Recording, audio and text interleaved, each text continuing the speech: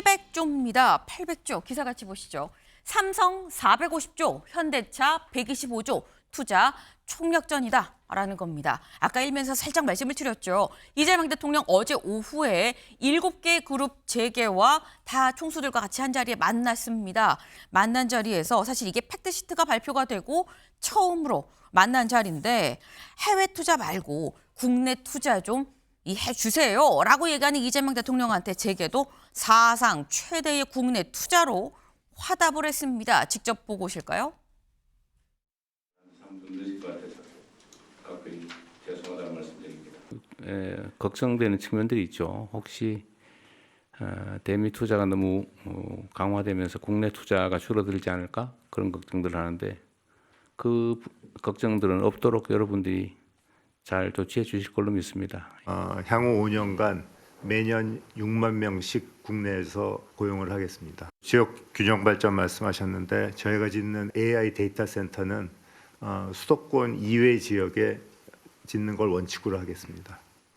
AI 데이터 센터, AI 인프라가 최근에 보면은 상당히 전 세계적으로 속도전에 들어가고 있습니다. 그래서 저희도 좀 더 빠른 속도로 AI 데이터 센터를 만들도록 하겠습니다. 재생에너지가 풍부한 서남 해안권에 수전의 플랜트를 건설해서 미래 수출 동력으로 육성하고 그린 수소 생산과 신재생에너지 효율을 높여서 국가 에너지 자립에 기여해서 수소 AICT 조성을 추진하겠습니다. 네, 지금 직접 들어보셨죠. 지금 이거 보겠습니다. 삼성, SK, 현대차, LG 등등등 7개 재계그룹 총수가 다 한 자리에 모였는데 합쳐보니까 800조가 사실 넘더라라는 겁니다. 국내 투자. 그런데 우리가 기본적으로 조 단위 자체가 썩 와닿지가 않는 수치긴 한데 심지어 800조라는 거예요. 김상일 위원님. 800조는 이게 얼마나 되는 건가 싶거든요. 800조면 우리 세수가 네. 한 뭐 400조 같이 안 될 텐데 네. 그러면은 그거에 한 2배 정도 되는 거잖아요. 그러면은 네.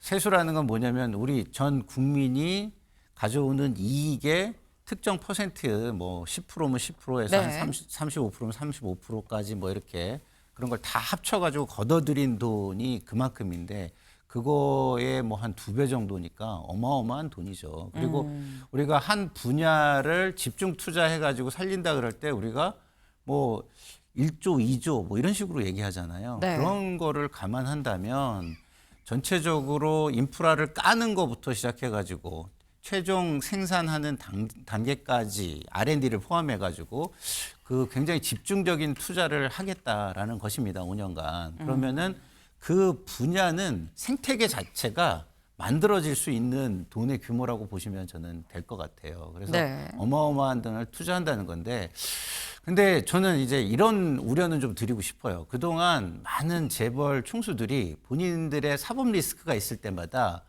뭐 100조를 앞으로 투자하겠다, 네. 뭐 일자리를 위해서 뭐 얼마를 투자하겠다 여러 번 약속을 하고 선언을 한 적이 있는데 그게 과연 제대로 지켜진 적이 있었느냐라는 점에서 정부에서는 이번에는 좀 더 협업과 신뢰를 담보할 수 있는 네. 것을 서로 왜냐하면 정부도 규제를 완화해 주겠다 그러고 안 한 경우가 되게 많고 네. 지금 SK나 이런 데 같은 경우 데이터 센터 투자 이런 것들이 정부 규제를 제대로 안 풀어주는 것 때문에 또 막혀 있거든요. 그래서 네. 서로 상호 협력이 잘 이루어져야만 이 투자도 이루어질 것이다. 이런 우려는 있습니다. 네. 일단 규모가 큰 건 맞는데 실제로 이 실현이 돼야 이 투자라고 볼 수 있는 거 아니겠느냐라는 취지의 또 말씀을 하셨어요. 김광석 변호사님. 근데 이제 우리나라 역사를 보면 항상 정부 초기가 되면 네. 이제 대통령실에 모여서 얼마 투자했다는 거 다 발표를 합니다. 근데 이제 방금 말씀하신 것처럼 그대로 이루어진 적이 거의 없어요. 그런데 지난주에 미국 관세와 관련된 팩트시트가 발표됐잖아요. 그러면 이제 국민이 우려하는 건 뭐냐면 국내에 투자할 것이 이제 해외로 간다는 거예요. 그다음에 여기서 전문 직종 일자리가 해외로 가게 되는 거죠. 그러면 결과적으로 한국에 이제 공동 현상이 일어나기 때문에 아마 이재명 대통령이랄지 정부에서는 이제 그 부분이 굉장히 걱정이 됐을 가능성이 크다. 그래서 재계 총수로 모아놓고 결과적으로 얼마를 투자할 것인가 이제 발표를 한 것 같아요. 그래서 저게 2030년까지 계획인데 네. 이제 평택에 있는 삼성의 반도체 공장도 사실은 계획대로 하나도 되지 않았어요. 이제 반도체가 워낙 활성화되니까 이제서 이제 활성화되면서 반도체가 이제 빛을 보고 있는 거거든요. 이제 그런 네. 것처럼 정부의 입을 맞춰서 거기에 대해서 얼마나 투자했다가 중요한 게 아니고 기업이 세계적인 그러한 경제 상황에 따라서 투자가 이루어지는 게 맞죠. 일자리 창출도 마찬가지고. 그래서 약간의 이제 보여주기시다 이런 비판은 있을 수 있습니다. 그렇지만 결과적으로 저런 여력에 대해서 투자를 한다면 굉장히 좋겠죠. 이게 정부에서 투자하라고 해서 한다기보다는 그냥 세계적인 흐름이 지금 투자를 할 때니까 하는 거다라는 취지의 말씀을 또 하셨어요. 네. 사실 이재명 대통령 어제 뭐 이 국내 투자 좀 해주세요라는 얘기 말고 요런 얘기도 같이 했습니다. 직접 들어보고 오실까요? 사실 관세가 올라갔다고는 하지만 전 세계가 똑같이 당하는 일이어서 객관적 조건은 별로 변한 게 없을 것 같아요.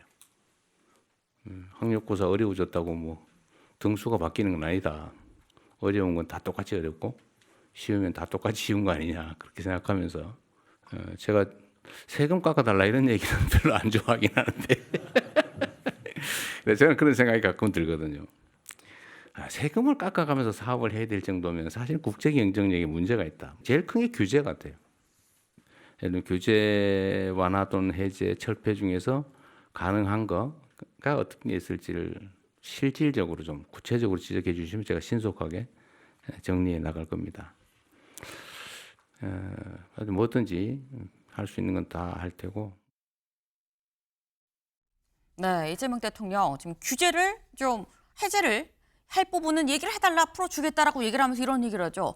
학력고사 어려워졌다고 등수가 바뀌냐. 이 얘기 사실 학교 다니면서 엄마, 선생님이 많이 했던 얘기긴 한데 그 얘기를 합니다. 너만 어려운 거 아니야. 다 어려우니까 열심히 하라고 약간 이런 느낌이 없잖아 있어요. 김진욱 위원님. 지금 어려운 거 다 얘기하라 그래 놓고 난 또 세금 줄여달라는 건 또 싫어요라고 또 얘기를 했거든요. 그러면은 규제 해제 말고 또 뭐가 있는 거냐? 뭐 규제 해제는 매 정권마다 요구했던 거 아니야라는 생각도 들고요.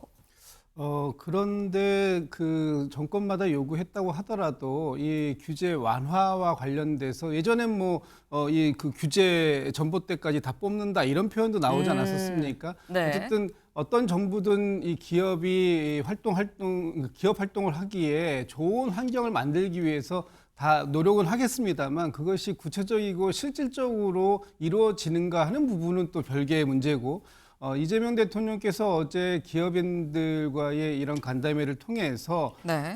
기업이 성장할 수 있는 그런 부분들을 적극적으로 돕겠다. 그 성장을 통해서 기업의 이익이 다시 국내외로 투자될 수 있는 그런 환경을 만들겠다라는 부분을 명확하게 했다라는 점, 이 부분에 대해서는 좀 평가해야 될 것 같고요. 그동안 기업에서 많은 부분들을 요구한 부분이 있습니다. 그중에 대표적인 게 사실은 업무상의 배임죄 같은 부분들을 풀어달라, 그런 부분들을 개선해달라는 요구가 있었던 거 아닙니까? 그 배임죄라는 부분들이 경영상의 판단을 어떻게 하느냐 하는 것까지도 그것이 죄로 이루어진다면 앞으로 경영하기 굉장히 어려워질 거다라는 것이 그동안의 경영계의 목소리였기 때문에 구체적인 방안을 좀 정리해 주시면 그 부분에 대해서 명확한 어떤 대안을 만들어내겠다라는 것이 또 정부의 입장이고 또 민주당의 입장도 그런 입장이기 때문에 아마도 기업에서 요구하는 것들 그리고 기업이 가장 실질적으로 지금 규제를 받고 있다라고 생각되는 부분들 이런 부분들에 대해서는 조만간 어떤 이 규제 철폐와 관련된 구체적인 내용들이 좀 나올 수 있지 않을까 싶습니다. 지금 규제 철폐랑 관련해서 뭔가 구체적인 조치가 나오지 않겠냐. 그리고 그게 진짜 기업들이 원하는 부분 아니겠느냐라고 말씀하셨는데 박민영 대변인님. 네. 야당에서 보기엔 어떻게 평가하십니까?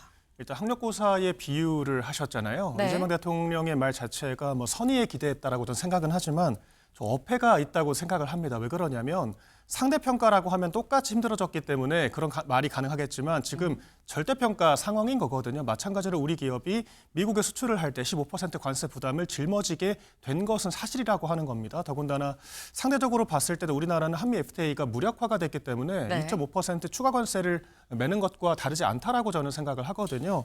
그런 측면 하나 있는 것이고 규제라고 하는 것도 이제 배임죄 얘기를 하셨지만 사실 그보다 기업들에게 더 결정적인 것은 노동 규제거든요. 그런데 이번 정권 들어서 노동 규제가 철폐되기는커녕 오히려 노란봉투법이 지금 발효가 된 상태이고요. 그리고 중대재해처벌법도 강화하겠다라고 이야기를 했고 주 4.5일제 정년 연장까지 기업들에게 부담이 엄청나게 커지고 있는 상황이거든요. 이런 것들부터 돌아봐야 하지 않을까 생각을 합니다. 네, 김상률 의원님 저도 짧게. 짧게 좀 의미를 좀 저는 말씀을 드리고 싶어요. 네. 이게 의미가 굉장히 큰 게요. 대통령께서 말씀을 하시면서 우리가 세금 깎아주는 거 싫어한다 이러잖아요. 이게 저희 진보 정부의 정체성입니다. 근데 네. 그 정체성을 가지고 있는 우리가 규제 철폐나 세금 보조나 이런 것들 하겠다라는 의지를 대통령이 기업인들을 만나서 직접 얘기한 적이 없어요. 그리고 이게 뭐 당이나 일각에서 만약에 하면은 반발도 엄청 심할 수 있습니다. 근데 대통령께서 나서서 이런 큰 우산을 씌워줬다는 게 굉장히 큰 의미가 있다라는 말씀을 드립니다. 네.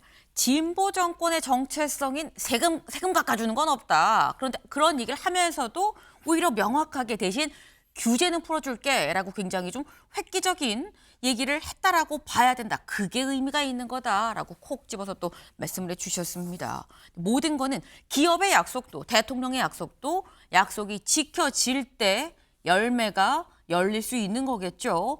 국민들이 지켜보지 않을까라는 생각을 좀 해봅니다. 다음 키워드로 넘어가 볼까요?